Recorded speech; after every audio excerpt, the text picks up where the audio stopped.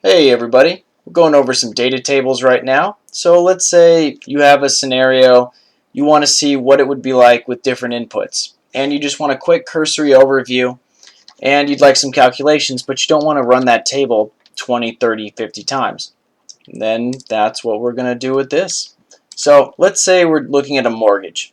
And let's say it's a hypothetical $200,000. It's 3.5%, 30 years. It'll be paid off at the end of the loan, and this would be your annual payment. But let's say you want to see it monthly. Okay, so same thing. You just divide the interest by 12. So you'll see when we hit F2, that's by 12. The months, we have 30 years, but 12 months in a year, so the years by 12. And ending loan value, same thing. It'll be paid off, and that's our monthly payment. But let's say we want to check out a bunch of variables. You've got some mortgage broker who's saying, hey, I need X, Y, and Z.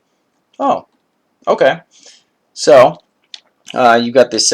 You've got different options. We've got ways that we can check to see if, all right, what would the payment be here, be there, and you want to just maybe make sure they're giving you the straight up numbers. So the beautiful thing is you take this equation right here, and that's your payment, the monthly one. You copy it right here, so all that is just pulling right from there. Then we take these numbers and we put them here for different amounts. We put them here for different interest rates. This goes all the way from 2 to 4%. So we'll go here just to show. Then all we do is we highlight everything. So we get all the rows, all the columns. Then we go to Data. We click What If Analysis, and then Data Table. The row input cell, what's in the rows? That's the balance. So we'll click there. Then we'll go to the column input cell, columns, vertical. The columns are all going to the interest rate. So we click the interest rate. Then we hit OK.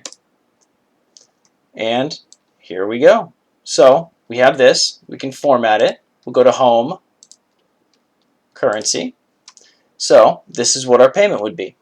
So $100,000 at 2%, payment would be $166.67. But then we go to the other end, $400,000 at 4%, that'd be $1,333.33. So another thing you can do on this is you look at your conditional formatting, because let's say you don't want to go through all this data and it just kind of blends together for you, which it does for, I'd say, just about everyone. Highlight these, then go to conditional formatting, highlight or color scales, and we'll go here. So the lowest payments will be green, the highest payments will be red. So as you can see, they fade. So lower interest rate, you get lower payments as the amount goes up. Higher interest rates, you get lower payments as the amount goes down. So you can do things like that. You can also do this. If you highlight it, hit Control T, then it'll select it, make a table. So you can do things like that. Usually you do it typically when you'll copy it and you'll paste the values here. Then we can go Table, and there we go. And actually, we'll go Table, and it has headers right here. Okay, and these are all dollar amounts.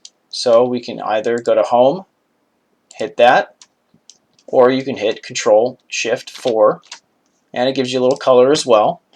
But just to double check, we can go again here, conditional formatting, color scales, green for the lowers, and there you go.